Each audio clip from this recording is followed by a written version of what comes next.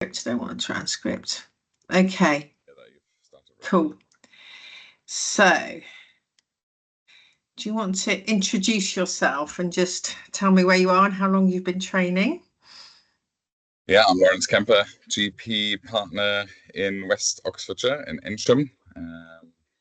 16,000 patient practice, 2 sites, and yeah, we're a big training practice. We've got several trainers there. How long have I been a trainer? That's just put me on the spot. I think about 5 years. I'm thinking of the number of ST3s I've had through.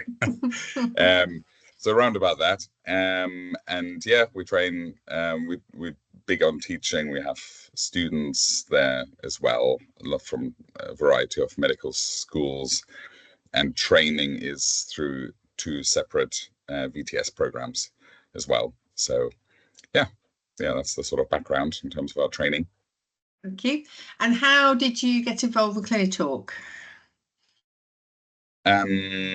Well, I think I'm on a WhatsApp group that's interested in AI. I think that's where I spotted Clinitalk. I'm trying to recall how that happened. And then yes, maybe there was a message about who's interested in a trial, or I wrote to the deanery and asked, or maybe they wrote out. I'm trying to recall how that happened, but a little bit like that. So essentially, I opted in for a trial of the system, and then had access to it with my ST3 trainee at the time, and got to use it with her, and it's been really, really interesting. So what have you found interesting about it? I think I was impressed by the depth, the detail, and the accuracy of its assessments. So that's the first sort of, I wonder what it's like kind of feeling that you put out first. And as a trainer oneself, you might see it as a first instant threat. It's like, right, is this here to replace me, kind of thing. So it was curiosity at first, and being very impressed with how well it worked. The level of detail and what it was able to sort of perceive from a transcript alone, because it's not unable to pick non-verbal things. So I was very impressed by what it was able to pick up. And then in terms of the actual use with my trainee at the time, I think one thing I really thought was unique to using it, which as a trainer I wouldn't be able to do, is to look at trends, because you can have the system running in the background for all the consultations for a week or whatever, and it'll then give you a trend of saying, well, you have a tendency to do, run late. Perhaps that's a bad example because that's very obvious, but sort of miscues, or not showing a lot of kindness verbally, at least. And so it was very good at doing that, because that's not something I'm able to do. I can sort of analyze a case, a video, sit in for a supervised clinic, but I'm not able to sit there all the time and see what the trends are. So I think that's where it's unique in its ability. Then we had some play around. There's this function about Ask AI, which I didn't really know what that was. But she said, I had a difficult consultation where she felt a bit disappointed with the outcome, and she thought the patient felt disappointed with the outcome. It was a sort of a request for something that's not available on the NHS. And so we then went back to that case, again, very easy. You sort of just scroll through as like, it was about this on that date, and in you go, and you have the whole consultation there, and it can run through its RAG rating of various aspects of the consultation, how well that went. But then we jumped to the AI to ask specifically about, do you think the patient was disappointed in the outcome? And it had a different impression to what the trainee had, but it was nice because it backed up that with, quoting the patient again. Well, she said this, and that's likely, that it was all right. But then we said, well, could we have done it a bit better, or could we have done it in a way that the trainee or the patient might have been feeling less disappointed with the outcome? So that felt like quite advanced kind of questioning of a system. And it was really impressive.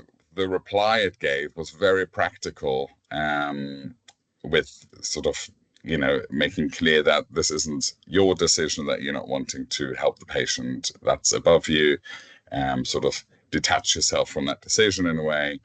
It says, why didn't you show the patient written down where it says that that's not available on the NHS? And it gave other practical help, which was really impressive. So I thought that was really quick, really good. I mean, as a trainer, I'd like to think I can come up with something similar, but to do that in a case I didn't see very quickly, suddenly going back on it, I certainly wouldn't be able to quote a patient back because I wasn't present.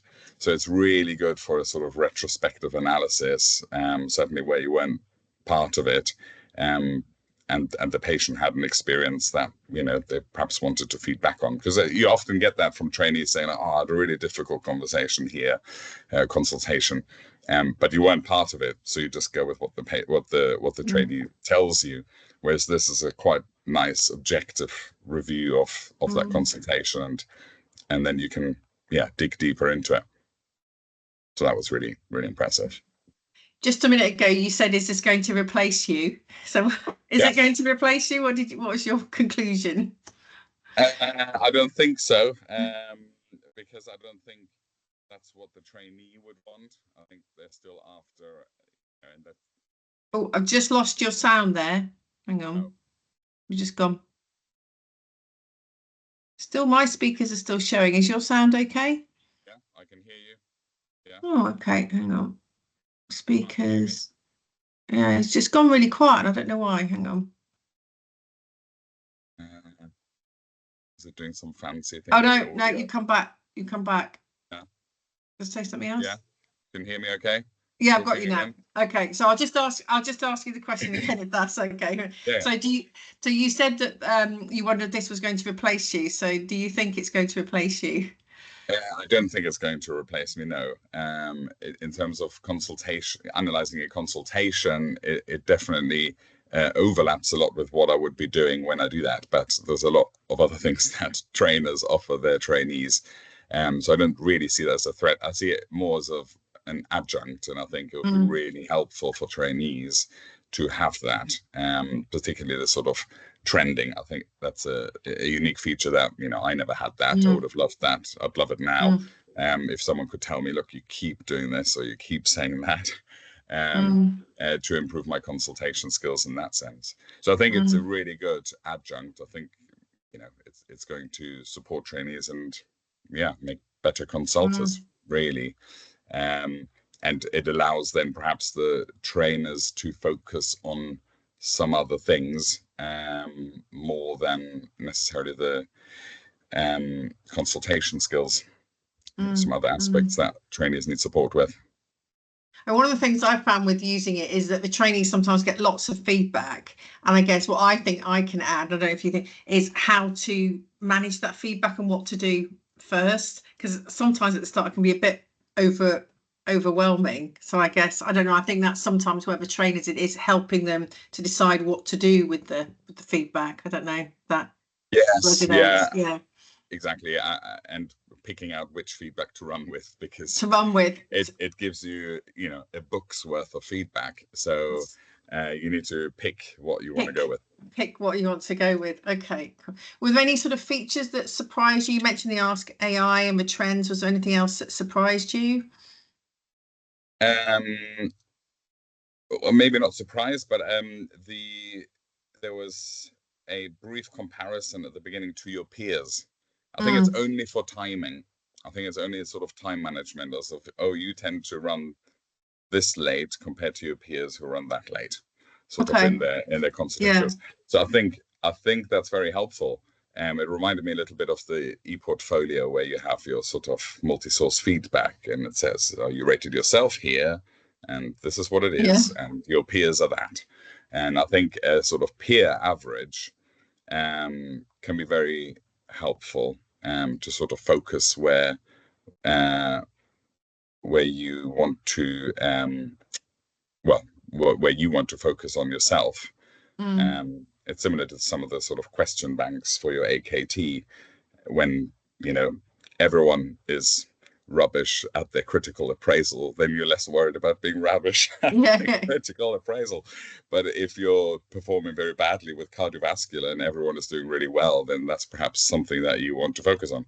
So I think it could be very helpful if that feature was expanded to other aspects of its analysis. Just sort of a practical implementation. Did your trainee have any problems consenting patients, or patients understanding what they were doing? I don't think so. No one ever said no, and it prompts you to do that before you even go ahead. So I don't think there was any concern around that. I mean, ultimately, it's different to some of the other AI tools. It doesn't have anything to do with the medical record. It isn't there to give you any clinical advice. So it's just listening in, and so I think there's even less concern around that. There's no sort of decision prompting or anything like that. And I guess just to think, how do you think AI might change the future of general practice training? Big question. Of training. Yeah. Well, I think this could be very could change a lot. Like I said earlier, I think it could be very helpful for struggling trainees, find weak spots, find areas to work on in a way that current training can't necessarily do, with constant availability for support in that sense. I think that's really interesting. There's lots of other AI tools, the sort of scribe tools, etc., which yeah, I mean, I think they're having an impact. They're used a lot, etc. And I suppose they might change the way our trainees write their notes. Definitely. But I think it's probably still good in training to limit that use and learn how to write your notes first. and then maybe move on to something that can help you.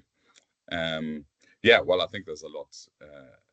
It's just rapidly changing. There's a lot that's going to come out next week that we don't even know about yet now. I think the college seems to be very lenient or open to AI being used, which was, to some extent surprising, in how happy they were in using it in reflection. And I think for trainers, it might become a bit more tricky to see what was a trainee's true reflection as opposed to an AI reflection that was, So I think it can definitely be very helpful to support reflection, but I think it's also so powerful that it might start to be difficult to see what was really learning from the trainee as opposed to the supposed learning. Cool. Well, thank you very much. I'm just going to stop recording. Hang on. Stop recording. Stop.